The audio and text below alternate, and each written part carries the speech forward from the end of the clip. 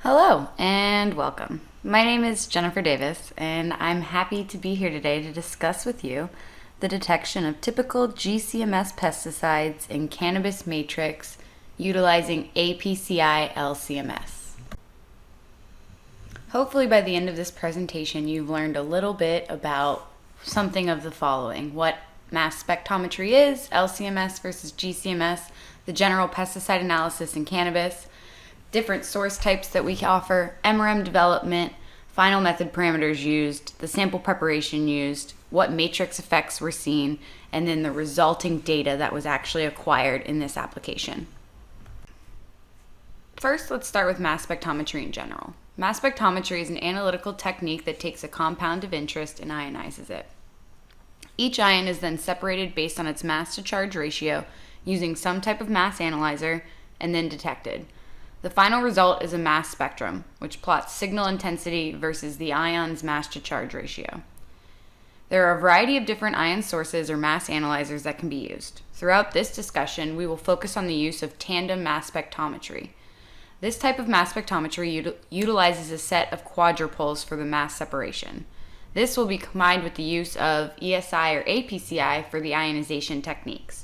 I will go into further detail in a little bit about what exactly a quadrupole is and how it works, as well as the different ionization techniques we offer.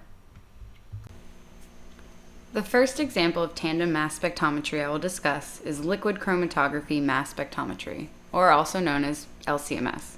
This type of analysis uses ultra-high performance liquid chromatography, or UHPLC, for the separation of the analytes prior to their detection. Generally speaking, the combination of LCMS allows for a highly selective and sensitive detection method for analyzing complex samples.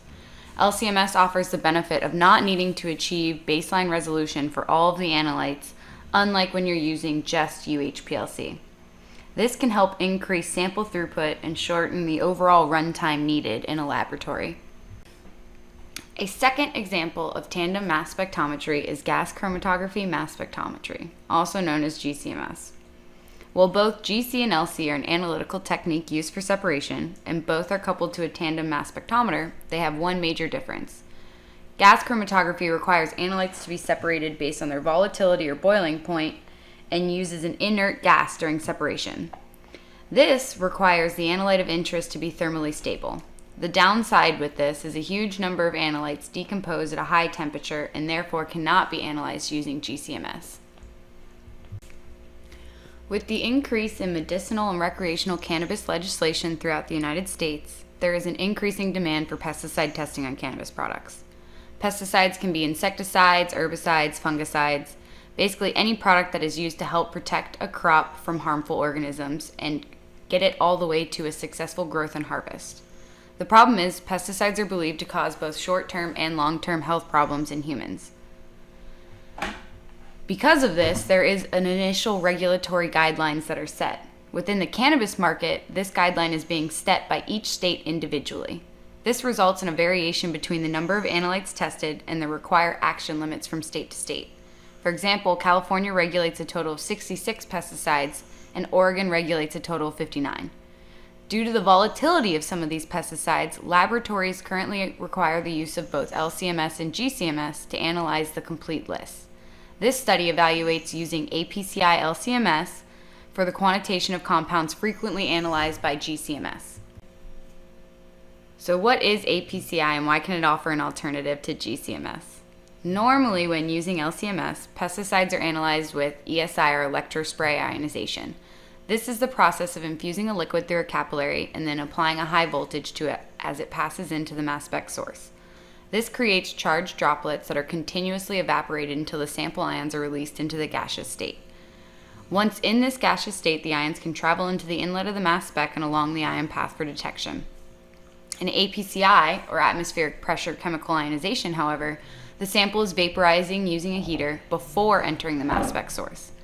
Because the sample is already in the gaseous state, a corona needle is used to apply an electrical discharge that can then ionize molecules in the gaseous state. This allows us to analyze more volatile compounds while still using LCMS. A third ionization source was tested during this study called dual ionization, or DUIS. This is a compromise between ESI and APCI, utilizing the ESI probe in combination with the corona needle discharge. I am going to quickly demonstrate, when using a Shimadzu LCMS 8060, how to switch from the electrospray ionization source to the atmospheric pressure chemical ionization source, or the APCI source.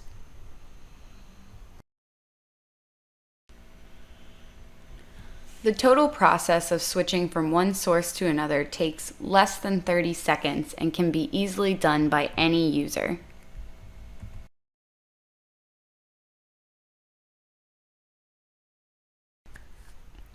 In the beginning of this study, the initial evaluation included Q1 and Q3 scans using electrospray ionization, or ESI, dual ionization, or DUIS, and atmospheric pressure chemical ionization, or APCI. Every pesticide currently run by GCMS was tested. Not only were they run using all of these different ionization techniques, they were actually run using hot and cold temperature settings and with and without additives in the mobile phase. All of this initial scan data was then processed to determine the best ionization source and conditions for each pesticide. In this particular example shown, pentachloronitrobenzene, or quintazene, showed the best ionization using APCI. An in-source rearrangement was seen that was temperature dependent. Under colder temperature settings, the precursor could be driven into one particular state, or under hotter temperature settings, 2 viable precursors were noted. After the initial scans and source testing was completed, any viable precursors were then selected for MSMS scans. This was used to determine their fragmentation patterns. Continuing the example previously used, PCMB under hotter temperature settings had 2 viable precursors, 264 and 275. Both of these were treated to a number of MSMS scans along a range of collision energies. As you can see in the spectrums displayed above, they gave a similar but slightly different fragmentation pattern depending on the precursor selected. Both precursors had 1 to 5 transitions selected and then was further optimized. The final transitions were tested in both Cannabis matrix and as a neat solution. So what exactly is an MRM and why are we using it? An MRM, or multiple reaction monitoring, is a very selective approach for the identification and quantitation of a variety of analytes. This is an example of tandem mass spectrometry that uses 2 quadrupoles for double mass filtration. It offers a great way to get good data with a high degree of specificity and sensitivity. During an MRM, a specific precursor ion of interest is selected and then passed into the collision cell, or Q2. The precursor then undergoes fragmentation, and the product ions or fragments are then passed into Q3, where a specific fragment can then be selected for detection. This process of selecting a precursor and then a fragment specific to this precursor is what allows us to have that high level of specificity and sensitivity.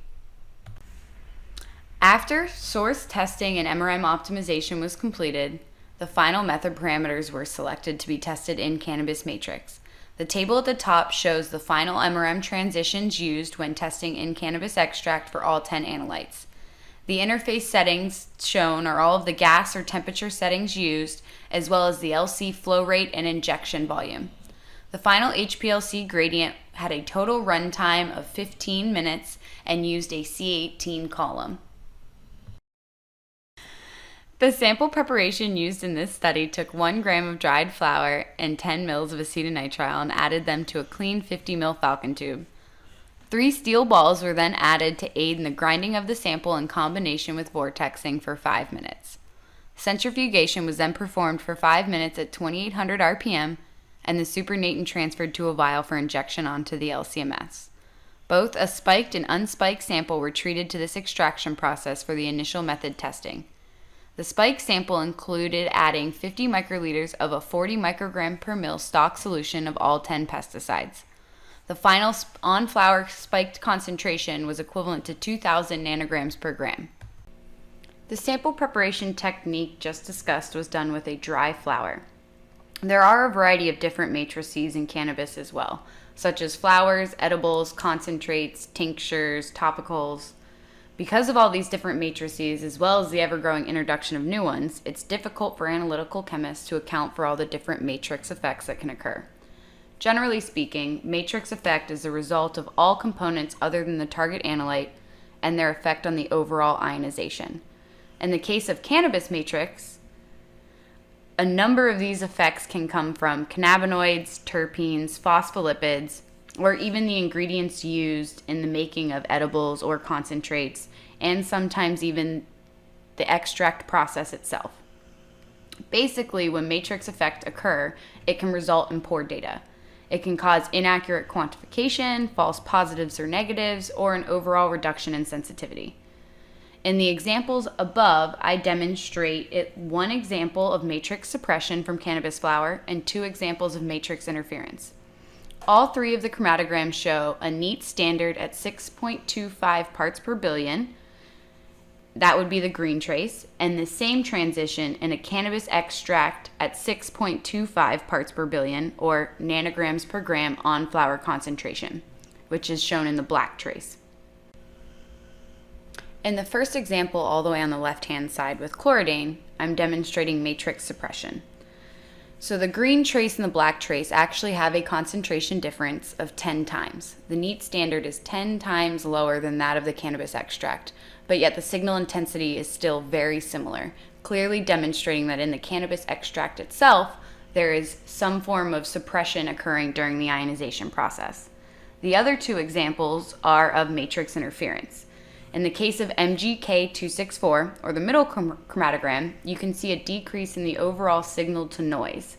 You can also see that there is quite a bit of increase in that baseline itself, making the quantitation a little bit more challenging.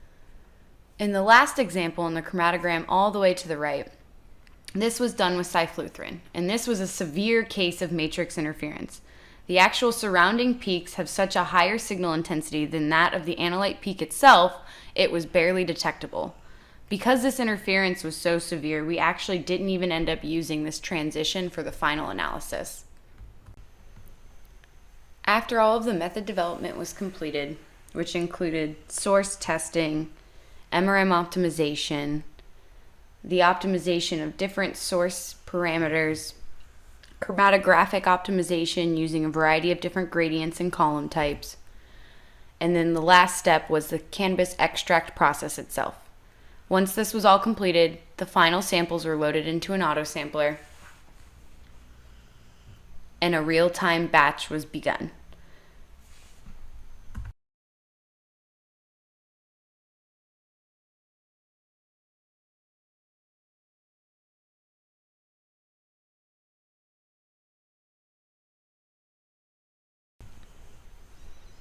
I have a short clip to demonstrate what the actual real-time analysis looks like inside the Lab Solutions software.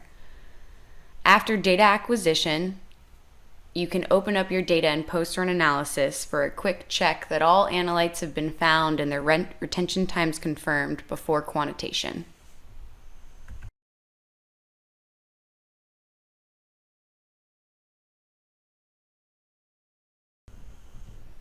Here are some example chromatograms from the final APCI-LCMS analysis that was completed. The bottom chromatogram clearly demonstrates that using a Shimadzu LCMS 8060 with the APCI-LCMS method, up to 10 analytes were quantitated and accurately identified. The top 4 chromatograms are just individual chromatograms of 4 of these analytes that were in the overall method. All 4 chromatograms clearly demonstrate a nice peak shape and easily detectable at their action limits. Matrix-matched calibration curves were prepared using serial dilution and a spiked flower extract. The calibration ranges from 2,000 nanograms per gram to 7.8 nanograms per gram on flower concentration. The final range varied for each individual analyte and whatever their necessary action limit was. All calibration curves were plotted using peak area versus concentration with a 1/C weighting. As you can see, all of the curves demonstrated linearity with an R-squared of 0.992 or better. All curves were followed by a QC and a blank to evaluate the overall system performance and to do a carryover assessment. The use of an APCI-LCMS method clearly demonstrated that all LOQs were well below the necessary action limits set by both California or Oregon. The LOQs reported for each pesticide had a signal-to-noise ratio greater than 10 and had a % RSD value less than 20%. In the table displayed, you can clearly see what the set action limits were for both California and Oregon for all 10 of the analytes of interest, and what the actual observed LOQ was seen on the LCMS 8060 using an APCI ionization technique. And with that, I have come to the end of my discussion. Hopefully everyone has learned something new. I'd like to take a quick second to say thank you to Millipore as well as Shimatsu for offering the opportunity for me to discuss this. If you would like any additional information about anything discussed during this presentation, please feel free to go to www.growyourlab.com.